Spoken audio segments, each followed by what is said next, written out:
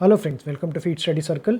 आज का topic Indus valley civilization है, लेकिन ये एक जनरल लेक्चर नहीं है। ये एक रिवीजन सीरीज़ है जिसमें 3 बुक्स का जिस्ट है। बेसिकली ये 3 बुक्स कौन सी हैं? एनसीईआरटी, लूसेंट और घटना चक्र।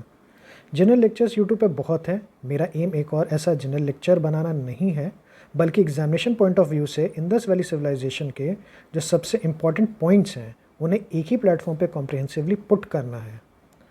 ये रिवीजन सीरीज़ ऑलमोस्ट सारे पीसीएस और पीसीएसजे के एग्ज़ाम्स को टारगेट रखते हुए बनाई जा रही है। तो फ्रेंड्स, आई होप आपको ये लेक्चर पसंद आएगा।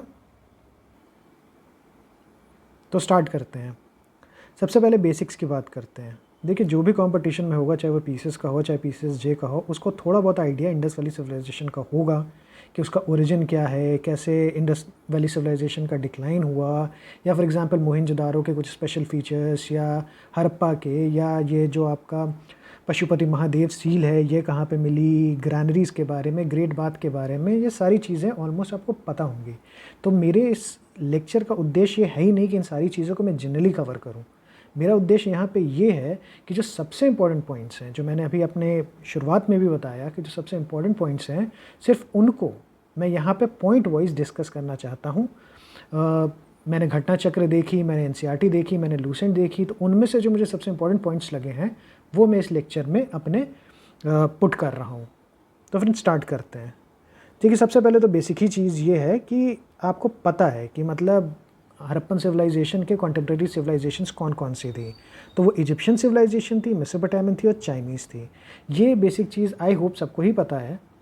और हाँ, एक चीज़ और कि मतलब जो सुमेरियन टेक्स्ट हैं जिसके थ्रू मतलब ट्रेड रिलेशंस पता चलते हैं इंडस वैली पीपल के विद सुमेरिया, इजिप्ट, इन सब लोगों से, तो उसमें जो इंडस रीजन है उसको मेलुहा कहा गया है। तो ये पॉइंट याद रखिएगा कि उसको मेलुहा कहा गया है। दूसरा पॉइंट आता है मोस्ट एक्सेप्टेड पीरियड, जो है 2500 से 1750 BC। ये भी बहुत कॉमन चीज़ है। ये अभी बेसिक्स की मैं बात कर रहा हूँ। इसका रीज़न ये है कि बहुत सी बुक्स में अलग अलग टाइम पीरियड दिया गया है। जैसे फॉर एग्जांपल एनसीईआरटी में तो ये बोला गया कि 1900 BC के बाद से जो अर्बन फेज़ है इंडस वैली सिविलाइजेशन का, उसका डिक्लाइन हो जाता है, एक लेट हड़प्पन पीरियड का राइज होता है। तो अलग अलग जगहों पे अलग अलग periodization of Indus valley civilization है। प्री हड़प्पन पीरियड्स हैं, हड़प्पन मैच्योर पीरियड जिसको अर्बन फेज़ मतलब एक तरह से आप कह सकते हैं, उसके अलावा जो लेट हड़प्पन है जो कि पोस्ट अर्बन फेज़ है। तो अलग अलग जगहों पे अलग अलग आपको डेफिनेशंस मिलेगी टाइप पीरियड की। लेकिन यहाँ पे मैं ये कह रहा हूँ कि जो मोस्ट एक्सेप्टेड है कार्बन 14 डेटिंग के हिसाब से, वो 2500 से 1750 BC है। अब इसका मतलब ये नहीं कि 2500 से 2400 नहीं हो सकता और 1750 से 1800 या 1900 नहीं हो सकता। ये एक एवरेज मतलब बैलेंस बनाने वाला पीरियड है, जिसमें हाँ ये माना जा सकता है कि इस पीरियड में तो इंडस वैली सिविलाइजेशन एग्जिस्ट कर ही रही थी। इससे पहले क्या प्री हड़प्पन है, क्या पोस्ट हड़प्पन है, वो हमेशा डिबेटेबल रहेगा, लेकिन ये मोस्ट एक्सेप्टेड पीरियड है। तो इस चीज़ को आप नोटिस में रखिएगा। इसके बाद हाँ, ये एक बहुत इंपॉर्टेंट पॉइंट लगा था मुझे कि अच्छा, ये इंडस वैली सिविलाइजेशन जो है सबसे पहले मतलब किसके अंडर इसका एक्सकेवेशन चालू हुआ, क्या आइडिया हुआ। तो मैं ये जो 2 पॉइंट है, एक तो ये वाला पॉइंट और ये वाला पॉइंट, मैं इन दोनों को एक साथ में लेता हूँ। देखिए, सबसे पहले जो हड़प्पन सिविलाइजेशन के बारे में जो वहाँ गया, विजिट किया और जिसने एक तरह से मतलब ये टास्क उठाया, वो अलेक्जेंडर कनिंघम थे। लेकिन उस समय उनको इंडस वैली सिविलाइजेशन की इंपॉर्टेंस समझ में नहीं आई कि अच्छा ये क्या है, इतनी अच्छे से डिस्कवरी नहीं की। तो फर्स्ट पर्सन जो है वो तो अलेक्जेंडर कनिंघम है, लेकिन जिसने full fledged Indus valley civilisation के ऊपर वर्क करना चालू किया वो थे John Marshall. In fact John Marshall ही वो इंसान है जो कि डायरेक्टर जनरल ऑफ एएसआई थे बिटवीन 1902 से 1928, जिन्होंने आरबी दयाराम साहनी और रखलदास बनर्जी को अपॉइंट किया, जो कि आगे जा कर के इन हड़प्पा और मोहनजोदारो की खोज करते हैं। आरबी दयाराम साहनी ने 1921 में हड़प्पा की खोज की और रखलदास बनर्जी ने 1922 में मोहनजोदारो की खोज की। तो यही कहना चाहता हूँ कि अलेक्जेंडर कनिंघम फर्स्ट पर्सन है, ठीक है, जिन्होंने इसके ऊपर कुछ सोचा या कुछ ऐसे ना, मतलब क्या कहते हैं उसको, विजिट किया हड़प्पा को 1853 और 1856 में। लेकिन फुल फ्लेज्ड इस साइट की और इस सिविलाइजेशन के इम्पोर्टेंस समझने वाला जॉन मार्शल थे, जो कि मैंने बता दिया कि उनका क्या डिजिग्नेशन था। और इन्हीं के अंडर रखलदास बनर्जी और दयाराम साहनी ने हड़प्पा और मोहनजोदारो का एक्सकेवेशन चालू किया था। अच्छा, हमको एक बेसिक चीज़ें ये पता है कि नॉर्दर्न मोस्ट पॉइंट क्या है, सदर्न मोस्ट पॉइंट क्या है, ईस्टर्न मोस्ट पॉइंट क्या है, वेस्टर्न मोस्ट पॉइंट क्या है, कि ऊपर कश्मीर में मांदा है, मंडा है, जो भी बोलिए आप उसको, थोड़ा इंग्लिश हिंदी में थोड़ा डिफरेंस होता है। महाराष्ट्र का दायमाबाद है, ईस्ट में आपका आलमगीरपुर है जो कि उत्तर प्रदेश में। तो वेस्ट में मैं ये कहना चाहूँगा कि इंडस वैली सिविलाइजेशन कहाँ तक फैला हुआ था। मुझे ये पॉइंट इंपॉर्टेंट लगा, इसलिए मैं इस अपने लेक्चर में डालना चाहता हूँ कि वेस्ट में जो इंडस वैली सिविलाइजेशन है वो बलूचिस्तान तक फैला हुआ था। अब बलूचिस्तान क्या है, साउथ वेस्ट पाकिस्तान और ईरान का बॉर्डर है। तो आप विजुलाइज कर सकते हैं कि ये कितना दूर है। तो इसका स्ट्रेच आप विजुलाइज करिए, जो माकरन कोस्ट है वो बालूचिस्तान पे है, और वहाँ पे जो सबसे वेस्टर्न मोस्ट साइट है वो सूत का गेंडौर है। तो इससे ये पता चलता है कि पाकिस्तान ईरान बॉर्डर तक इंडस वैली सिविलाइजेशन का एक्सपेंशन था। आलमगीरपुर ईस्टर्न मोस्ट साइट है इंडस वैली सिविलाइजेशन का, और ये उत्तर प्रदेश में पड़ता है। तो यूपी पीसीएस और यूपी पीसीएसजे वालों को ये पता होना चाहिए कि अच्छा ये हिंदन रिवर किसकी ट्रिब्यूटरी है, तो ये यमुना नदी की ट्रिब्यूटरी है। अब मैं जो पेपर देख रहा हूँ उसमें मुझे ये चीज़ समझ में आ रही है, चाहे वो यूपी पीसीएस हो चाहे यूपी पीसीएसजे हो, कि अब बहुत जनरल क्वेश्चंस नहीं आते कि हड़प्पा का एक्सकेवेशन किसने किया, डिस्कवर किया, मोहनजोदारो का किसने किया, ये फॉर ग्रांटेड दे देते हैं। अगर मैच द फॉलोइंग भी आ रहा है ना, तो उसमें ये बहुत ही ऑब्वियस दे देंगे कि भाई हड़प्पा तो दयाराम साहनी है, मोहनजोदारो जो है वो रखलदास बनर्जी हैं, थोड़ा व्हीलर को भी बीच में घुमा देंगे। तो मैं अब ये कह रहा हूँ कि इनको छोड़ करके अब जो दूसरे important people associated with other sites of Indus valley civilization हैं, जिनको कि लेस इंपॉर्टेंट समझा जाता था, उनको अगर आप पढ़ लेंगे तो इससे क्या होगा कि आपको एग्जामिनेशन में एलिमिनेशन में आसानी हो जाएगी। तो इस चीज़ को आप समझिए कि अगर ये आप याद कर लें और आपको मैच द फॉलोइंग में क्वेश्चन आ जाए या किसी भी तरह प्रीलिम्स में क्वेश्चन पूछा जाए, अगर आपको ये पॉइंट्स याद हो गए तो आप एलिमिनेशन का मेथड बहुत अच्छे से इस्तेमाल कर सकते हैं। तो चलिए देख लेते हैं। सबसे पहली चीज़ है, लोथल किसने फाउंड आउट किया था? एस.आर. राव। कलिबंग, अमल आनंद घोष। ये बहुत इंपॉर्टेंट है, इनफैक्ट ये क्वेश्चन जो है बहुत बार पूछा भी जा चुका है, और जब पीसीएस को फंसाना होता है तो हड़प्पा मोहनजोदारो छोड़ करके कलिबंग पे क्वेश्चन पूछ लेते हैं। तो इसमें अमल आनंद घोष याद रखिएगा, बी.वी. लाल याद रखिएगा और बी.के. थापर याद रखिएगा। इसके बाद आती है बनावली, इसमें आर.एस. भिष्ट हैं। धोलावीरा, जे.पी. जोशी। धोलावीरा के आगे भी मैं और बताऊंगा, क्योंकि धोलावीरा मुझे बहुत इंपॉर्टेंट साइट लगी है। जितना उसका मतलब वहाँ पे जिस तरह से पूरी टाउन प्लानिंग है, या उसके जो मतलब वाटर हार्नेसिंग सिस्टम है, ये अगर आप अभी आगे देखेंगे तो ये बहुत इंपॉर्टेंट साइट होगी। हो सकता है एग्जामिनेशन पॉइंट ऑफ व्यू से भी धोलावीरा पे कल पे बहुत क्वेश्चन है, और सिर्फ प्री में नहीं, मेंस में भी, प्री और मेंस दोनों में। फिर बात आती है राखी घड़ी की। राखी घड़ी तो आपको पता ही है कि ये कितना इंपॉर्टेंस रहता है इसका। इनफैक्ट अभी जो हरियाणा में पीसीएस हुआ था उसमें भी राखी घड़ी पे क्वेश्चन आया था। तो इसको सूरज भान ने किया था 1969 में। इनफैक्ट ये इंडिया की सबसे लार्जेस्ट साइट है इंडस वैली की। ओवरऑल जो सबसे लार्जेस्ट है वो मोहनजोदारो है, इंडिया में जो सबसे लार्जेस्ट है वो राखी घड़ी है, और दूसरे नंबर पर धोलावीरा है। तो ये दो पॉइंट आप मेमोराइज़ कर लीजिए। फिर फ्रेंड्स बात आती है आगे कि थोड़ी कुछ इंपॉर्टेंट चीज़ें ना जो अलग अलग साइट्स पे फाइंड आउट की गई है, उनको हम यहाँ पे देख लेते हैं, क्योंकि कभी कभी ना बहुत मतलब ऑब्वियस, मैंने कहा ना, वो ऑब्वियस क्वेश्चंस नहीं आ रहे हैं एग्जामिनेशंस में। जैसे फॉर एग्जांपल अब हड़प्पा में ये नहीं यूजुअली पूछा जाता है कि 6 ग्रैनरी इन अ रो कहाँ मिली है, या ग्रेट ग्रैनरी कहाँ मिल रही है। ये आता है, लेकिन ये अब उतना नहीं आता है। अब थोड़ा ना टेक्निकल हो गया है, और थोड़ा ना डिटेलिंग पे कर, मतलब जिसको कहते हैं ना फैक्ट ट्विस्टिंग। तो पीसीएस के एग्जामिनेशंस फैक्ट ट्विस्टिंग कर रहे हैं।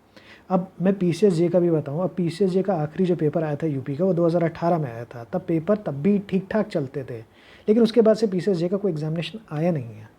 तो आज की तारीख में आप ये गेस नहीं कर सकते कि 2018 वाले लेवल पे आएगा कि अब थोड़ा लेवल बढ़ेगा, क्योंकि हो क्या रहा है कि पीसीएस ने अपना लेवल 2018 से 2022 तक काफ़ी उठा लिया है।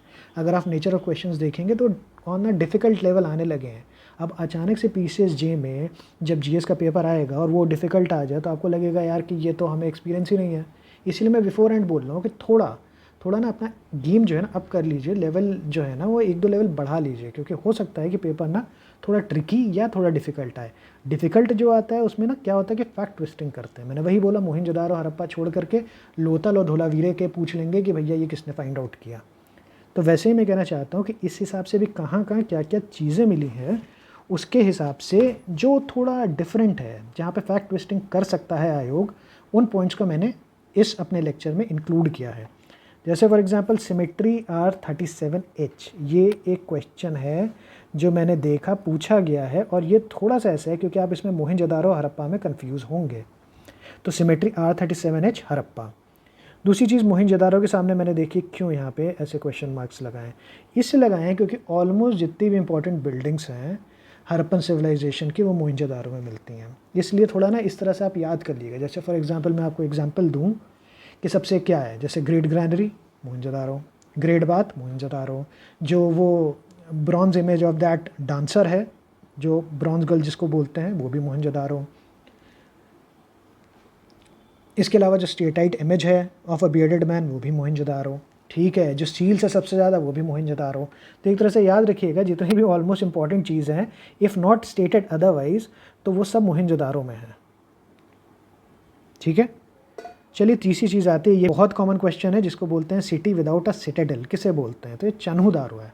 ठीक है, ये 130 किलोमीटर है ये 130 किलोमीटर है मोहनजोदारो से, और ये भी सिंध रीजन में पड़ता है इंदस रिवर पे। अच्छा, इसके अलावा यहाँ पे इंक पॉट भी मिला है। ये भी क्वेश्चन पूछ लेता है कि भाई इंक पॉट जो है वो कहाँ मिला है, तो याद रखिएगा ये चन्हूदारो में मिला है। फिर बात आती है डॉकयार्ड।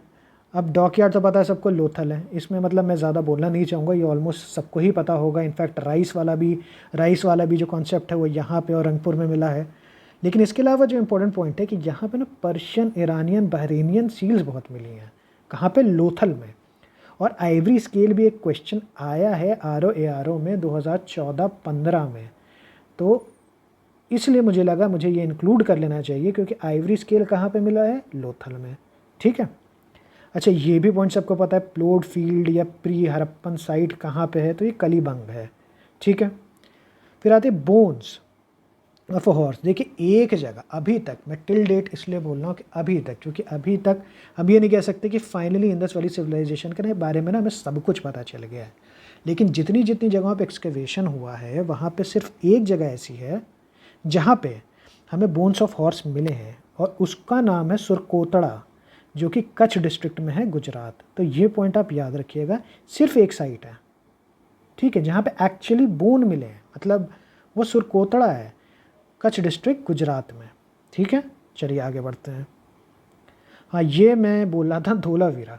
धोलावीरा को मैंने इसलिए बोला क्योंकि ये एक्चुअली में बहुत इंपॉर्टेंट टॉपिक है। ठीक है, मतलब इंडस वैली सिविलाइजेशन में हो सकता है इसमें मेंस में भी क्वेश्चन आए, क्योंकि इसके इंपॉर्टेंस अभी आप समझ जाएंगे। सबसे पहले तो समझिए इंडिया की सबसे सेकंड लार्जेस्ट साइट है, पहली मैंने बता दी थी राखी गढ़ी है। इसमें जो सबसे पहला पॉइंट आता है इसमें वाटर हार्नेसिंग सिस्टम बहुत इंपॉर्टेंट है, और मतलब स्टॉर्म ड्रेनेज कैपेसिटी है इन वाटर के जो सिस्टम्स होते थे इनमें। मतलब ये है कि आप ये समझिए कि बारिश हुई, बहुत हुआ, तो ये अंडरग्राउंड ड्रेनेज करा देते थे, जो कि अपने आप में उस समय उस ज़माने में ये बहुत बड़ी चीज़ है। आज भी नहीं होता, लेकिन वहाँ पे उस समय उनका, आप ये देखिए इंजीनियरिंग माइंड्स कितने स्ट्रॉन्ग रहे होंगे कि उन्होंने स्ट्रॉन्ग वाटर ड्रेनेज का भी पैटर्न रखा हुआ था। दूसरी चीज़ जाइंट वाटर रिजर्वायर था इनके पास जो कि अंडरग्राउंड था। तीसरी चीज़ एक स्टेडियम मिला यहाँ पे। चौथी चीज़ एक लार्ज वेल मिला। इसके बाद बात आती है कि एक चीज़ बहुत इंपॉर्टेंट है कि largest Harappan inscription use for civic purposes. आगे आप पढ़ेंगे कि अशोका में तो ये टाइम पे बहुत कॉमन है, मॉडर्न टाइम में, लेकिन इंडस वैली सिविलाइजेशन के टाइम पे सिविक पर्पसेस के लिए जो सबसे लार्जेस्ट हड़प्पन इंस्क्रिप्शन है वो आपको धोलावीरा में ही मिलेंगे। अच्छा हाँ, एक ये बहुत इंपॉर्टेंट पॉइंट है, ठीक है, कि सारी जो इम्पोर्टेंट है, मोहनजोदारो है, हड़प्पा है, ये सब दो पार्ट्स में डिवाइडेड है। किसमें? सिटाडेल मतलब हायर टाउन और लोअर टाउन में। ठीक है, लेकिन धोलावीरा एक ऐसी जगह है जहाँ पे 3 पार्ट्स में सिटी डिवाइडेड है। कौन कौन सी? सिटाडेल, सेंट्रल टाउन और लोअर टाउन।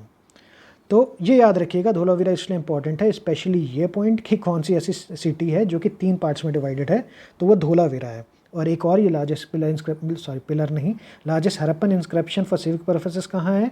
तो ये भी धोलावीरा में। लार्ज वेल मिला है, स्टेडियम मिला है, वाटर रिजर्वायर, मतलब वाटर से कोई चीज़ आएगी ना, हार्नेसिंग सिस्टम हो या जाइंट वाटर रिजर्वायर हो, अंडरग्राउंड हो, स्टॉर्म कैपेसिटी हो, ये सब याद रखिएगा, धोलावीरा है। ठीक है, चलिए आगे बढ़ते हैं। अच्छा हाँ, ये एक पॉइंट कि मोंटगोमरी डिस्ट्रिक्ट, हमने मतलब स्कूल में भी पढ़ा है और आपने भी मतलब इन जनरल पढ़ा होगा कि जब भी हम हड़प्पा पढ़ते हैं तो Montgomery district of Punjab province Pakistan बोलते हैं। आज की तारीख में मोंटगोमरी डिस्ट्रिक्ट को क्या बोलते हैं? उससे आज की तारीख में साहिवाल डिस्ट्रिक्ट के नाम से जाना जाता है। ठीक है, बर्न्ड ब्रिक्स का कॉन्सेप्ट बहुत इंपॉर्टेंट है, क्योंकि उस समय अगर कोई सबसे पहले बर्न्ड ब्रिक्स का यूज़ कर रहा था तो वो इंडस वैली सिविलाइजेशन के लोग थे। बाकी कंटेम्प्रेरी सिविलाइजेशन भी अपनी प्रोग्रेस कर रही है, लेकिन बर्न्ड ब्रिक्स को यूज़ नहीं कर पा रहा था। ये टेक्नोलॉजी सिर्फ इंडस वैली पीपल के पास थी। हाँ, एक और चीज़ है, लाइन वाली बात है। देखिए, हॉर्स तो पता है कि हरप्पन सिविलाइजेशन जो इंडस वैली पीपल है वो नॉट हॉर्स सेंट्रिक। हॉर्स मतलब ऐसा नहीं था कि वहाँ पे मतलब इजीली अवेलेबल था, और वो हॉर्स सेंट्रिक सिविलाइजेशन नहीं है, ये सबको पता है। लेकिन बाकी और भी एक्सकेवेशन जो हुए हैं और जो भी रिमेन्स मिले हैं या जो भी सील्स मिली हैं या जो भी डगआउट्स हुए हैं, उसमें एक और एनिमल जिसका कोई भी जिक्र नहीं है या जिसके कोई भी एविडेंस नहीं मिले, वो है लायन। तो ये बहुत इंपॉर्टेंट बात है, आप याद रखिएगा कि हॉर्स के अलावा कौन सा ऐसे चीज़ है जो टोटली एब्सेंट है हरप्पन पीपल की लाइफ से, वो है लायन। ठीक है, चलिए, ये दो चीज़ें हैं जो मुझे अभी इंपॉर्टेंट लगी थी जिनका ट्रेड है, वो है गोल्ड और कॉपर। ठीक है, गोल्ड इसलिए क्योंकि कोलार कहाँ है? कर्नाटक में। अब कोलार से आपको याद आया होगा KGF मूवी। तो बेसिकली आप समझिए कि हरप्पन पीपल उस समय गोल्ड कोलार रीजन से ही इंपोर्ट करते थे। उसके बाद बात आती है कॉपर की। कॉपर में खेतड़ी माइंस बहुत इंपॉर्टेंट है, बहुत अच्छा आपके लिए रहेगा एलिमिनेशन के लिए। खेतड़ी माइंस तो आप याद कर लीजिए, क्योंकि हमेशा घुमा फिरा के मैच द फॉलोइंग में या किसी न किसी फॉर्म में पूछा जाता है कि खेतड़ी माइंस कहाँ हैं। और ये आगे सिर्फ यहाँ नहीं, इंडस वैली में नहीं, ये ऋग्वेदिक, लेटर वैदिक, मौर्यन सब में ना कॉपर का जो कॉन्सेप्ट है कि कहाँ से सबसे ज़्यादा आता था, वो खेतड़ी माइंस ही है जो कि राजस्थान में सिचुएटेड है। इसके बाद देखिए, इस चीज़ को शतुगाई और मुंदीगा की बहुत बेसिक चीज़ है। इसको ऐड करने का मेरा सिर्फ एक पर्पस था कि ये दोनों साइट्स हैं अफ़गानिस्तान में, और ये बहुत ही रिपीटेटिव क्वेश्चन है। ये PCS में बहुत बार पूछा जाता है कि बताइए कि अफ़गानिस्तान में कौन सी दो साइट्स हैं इंडस वैली सिविलाइजेशन की, तो वो शतुगाई है और मुंदीगा है। ठीक है, अब अगली बात आती है, Harappans were the earliest to produce cotton in the world. ठीक है, मतलब सबसे पहले किसी सिविलाइजेशन ने कॉटन प्रोड्यूस की तो वो इंडस वैली सिविलाइजेशन है। ठीक है, अब मैं एक क्यों पॉइंट लेके आया, क्योंकि आज की तारीख में अगर आप कॉटन देखेंगे तो आज की तारीख में सबसे लार्जेस्ट प्रोड्यूसर ऑफ कॉटन कौन है? चाइना है। लेकिन मैंने आपको इसीलिए पॉइंट बताया कि लेकिन अर्लीस्ट कौन है? Indus people. ठीक है, तो ये याद रखिएगा, अर्लीस्ट कौन है? इंडस पीपल, और लार्जेस्ट कौन है? चाइना। इनफैक्ट चाइना और इंडिया का ये हिसाब है कि कभी चाइना सबसे लार्जेस्ट प्रोड्यूस करता है कॉटन को, कभी इंडिया करता है। ठीक है, तो ये चीज़ याद रखिएगा। मतलब पता चला 2022 में तो चाइना है, 2023 में इंडिया हो जाए, फिर 2024 में ऐसे, मतलब इन लोग में नेक टू नेक फाइट चलती है कि लार्जेस्ट प्रोड्यूसर ऑफ कॉटन कौन है, तो वो चाइना और इंडिया में चलेगी। लेकिन अर्लीस्ट कहाँ पे हुआ था? इंडस वैली सिविलाइजेशन वाले रीजन में। ठीक है, फिर नेक्स्ट पॉइंट आता है, हाँ, मतलब यहाँ पे कोई टेम्पल फाउंड आउट नहीं हुआ इंडस वैली सिविलाइजेशन के जो पीरियड है उसमें। मतलब वर्शिप होती है, वर्शिप कैसी है? ह्यूमन फिगरीन्स की होगी, मदर गॉडेस की आप सील देखेंगे उससे पता चल जाएगा, पशुपति महादेव की सील आप देखेंगे उससे भी आपको पता चल जाएगा। एनिमल वर्शिप है, यूनिकॉर्न और सारी चीज़ें आपको पता है, ट्री वर्शिप है, तो बेसिकली नेचर वर्शिप है, ह्यूमन है, सब कुछ है। लेकिन टेम्पल का कॉन्सेप्ट इंडस वैली सिविलाइजेशन में नहीं है। और ये क्यों पॉइंट है? क्योंकि बहुत ही स्टार्क कॉन्ट्रास्ट में है मेसोपोटामिया, जहाँ पे टेम्पल सेंटर ऑफ एडमिनिस्ट्रेशन था, लेकिन इंडस वैली सिविलाइजेशन में कोई भी टेम्पल का जिक्र नहीं है। ये क्वेश्चन जो है UPSC में भी आ चुका है, और बहुत ही इंटेलिजेंटली UPSC ने इस क्वेश्चन को पूछा था, पुटअप किया था।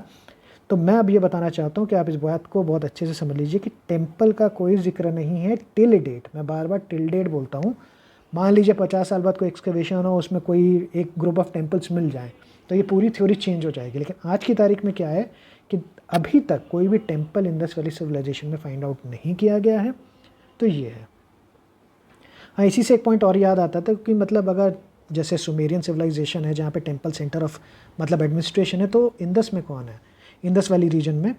तो इसके ऊपर डिबेट है। देखिए, क्योंकि स्क्रिप्ट अभी पिक्टोग्राफिक है और अभी डेसिफर नहीं हुई है, और चांसेस मतलब जितने दिख रहे हैं, आई डोंट नो, होपफुल रहना अच्छी चीज़ है। लेकिन इंडस वैली सिविलाइजेशन में जो मेन एडमिनिस्ट्रेशन है या जो मेन रूलिंग क्लास है, वो थ्रू डिबेट्स ये एक मोटा मोटी समझ में आता है कि वो मर्चेंट क्लास थी। तो आप ये भी पॉइंट रख सकते हैं। सर्टेनिटी से आप किसी भी चीज़ को नहीं लिखेंगे, आप हमेशा ऐसे बोलेंगे कि मोस्ट प्रोबेबली मर्चेंट क्लास थी। ठीक है, नो टेम्पल टिल डेट, ठीक है, तो आपको ऐसे लिखना होगा। तो मैं वही बताना चाह रहा हूँ कि merchant class hopefully most probably was the ruling class of the Harappan civilization. क्यों? क्योंकि सबसे predominant feature of Harappan civilization था वो था इंटरनेशनल ट्रेड। ठीक है, और अगर जो कि दूसरे सुमेरियन सिविलाइजेशन से इतना ज़्यादा ट्रेड करती थी और वहाँ टेम्पल का कल्चर से एक्सपोज्ड थी, तो यहाँ पे टेम्पल मिलने चाहिए थे। इसीलिए कई कई जगहों पे ऐसा होता है कि लोग बोलते हैं कि मतलब बहुत यूनिक सिविलाइजेशन है अपने आप में इंदस, और मोस्ट प्रोबेबली यहाँ पे जो क्या कहते हैं रूलिंग क्लास थी वो आपकी मर्चेंट्स की थी। फिर बात आती है जो सारी सील्स हैं, मोस्टली जो सारी सील्स हैं वो किस चीज़ से बनी हुई हैं, तो वो स्टेटाइट से बनी हुई हैं। ये मैंने क्यों पॉइंट इंपॉर्टेंट किया, क्योंकि ये क्वेश्चन ना आपका हिस्ट्री ज्योग्राफी दोनों में आ सकता है। जैसे फॉर एग्जांपल स्टेटाइट क्या है? स्टेटाइट जो है एक सोप स्टोन है, ठीक है, जिसको मेटामॉर्फिक रॉक की कैटेगरी में डाला जाता है। तो कभी पूछ ही लिया कि या ऑप्शन ही दे दिया कि मेटामॉर्फिक रॉक इनमें से कौन है, तो आप बता सकते हैं कि स्टेटाइट जो है एक मेटामॉर्फिक रॉक है। और एक हिस्टोरिकल पॉइंट ऑफ व्यू से याद रखिएगा कि ये मोस्टली जो सील्स हैं इंडस वाली सिविलाइजेशन में वो स्टेटाइट से बनी हुई हैं। ठीक है, इसके बाद बात आती है, ये बहुत इंपॉर्टेंट चीज़ है, हड़प्पन पॉटरी क्या है? रेड पॉटरी है। ये तो आप एकदम याद कर लीजिए, रेड पॉटरी है विद ब्लैक फिगर्स। ठीक है, आगे PGW आएगा जो कि वैदिक पीरियड का है, पेंटेड ग्रेव है, लेकिन ऋग वैदिक की जब बात आएगी तो red pottery with black figures याद रखिएगा, जो हड़प्पन सिविलाइजेशन की बेसिकली स्पेशलिटी है। ठीक है, अच्छा एक और इम्पॉर्टेंट पॉइंट आता है, वो है कि पशुपति महादेव। ये इतना इम्पोर्टेंट मुझे लगा कि मुझे इसके ऊपर एक अलग से पॉइंट बनाना चाहिए।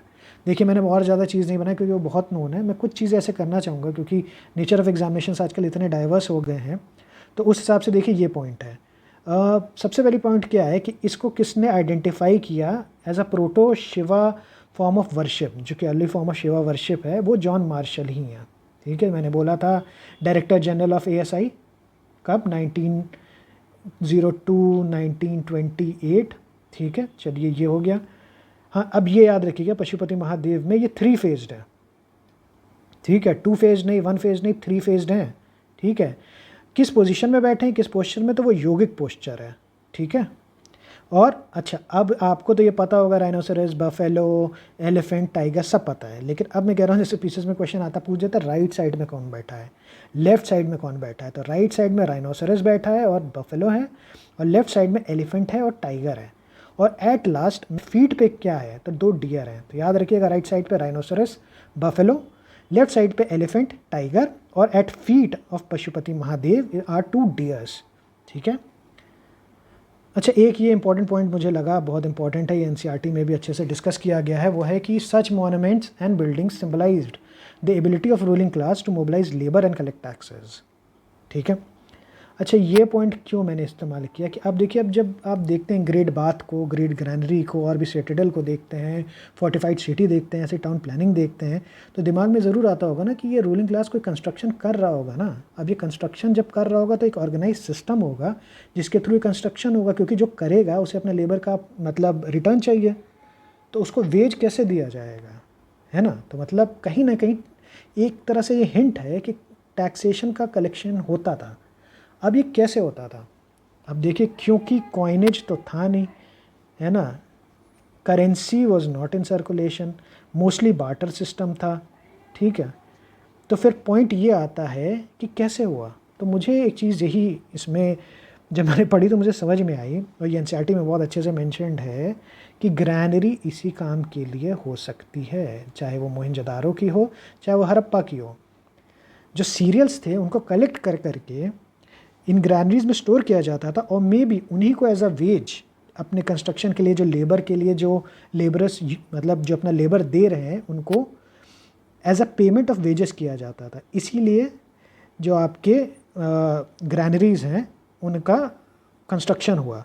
इमरजेंसी के लिए भी यूज़ किया जाता होगा कि कोई फ्लडिंग वडिंग हुई तो उसमें कर लिया जाए, लेकिन प्रीडोमिनेटली मुझे लगता है कि वेजेस और जो लेबर है जो कंस्ट्रक्शन यूज़ कर रहा है, जो कि पूरे अर्बन एक सिटी बनाने में विदाउट लेबर और विदाउट मतलब large scale employment of labour नहीं हो सकता है वो।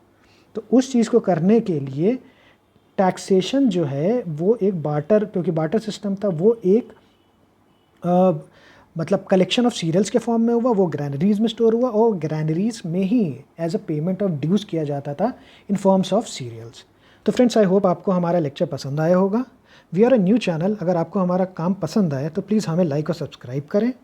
आपके सपोर्ट से हमारा उत्साह और बढ़ जाएगा अपने इस काम को और मेहनत और लगत से करने का।